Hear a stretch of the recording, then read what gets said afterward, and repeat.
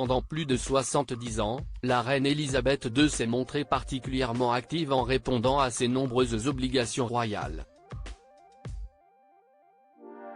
Malgré ses nombreuses tâches, la mère de Charles III arrivait toujours à prendre du temps pour elle, pour se ressourcer et s'adonner à ses passe-temps favoris.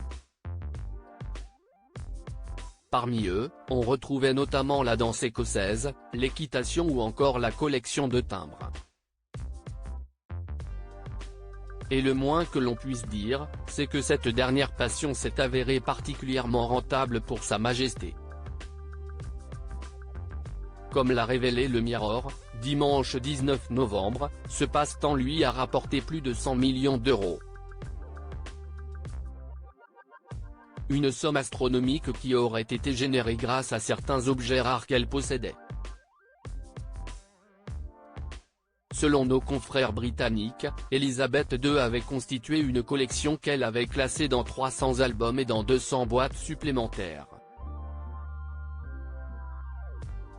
Ces derniers étaient notamment conservés dans une chambre forte du palais de St James. Parmi ces nombreuses pièces, la reine avait un timbre de l'île Maurice extrêmement rare. Datant de 1847, ce timbre, qui est considéré comme l'un des plus prisés du monde, avait été estimé à 2 millions de livres sterling, en 2002.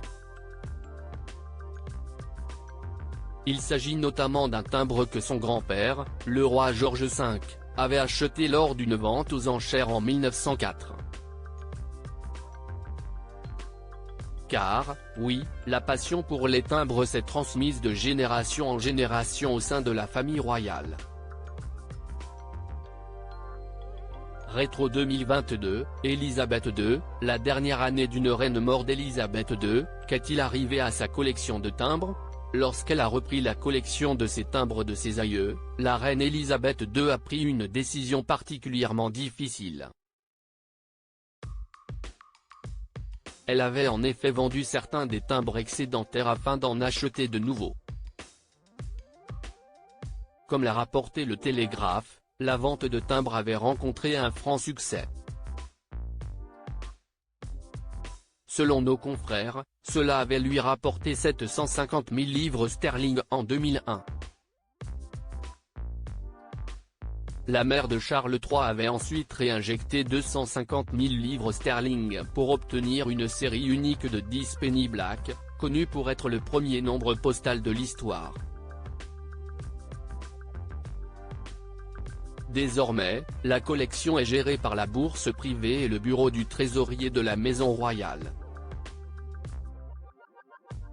Article écrit en collaboration avec 6 médias.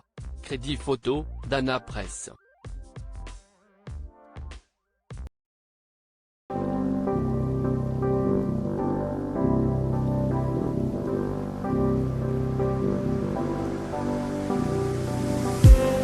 I just need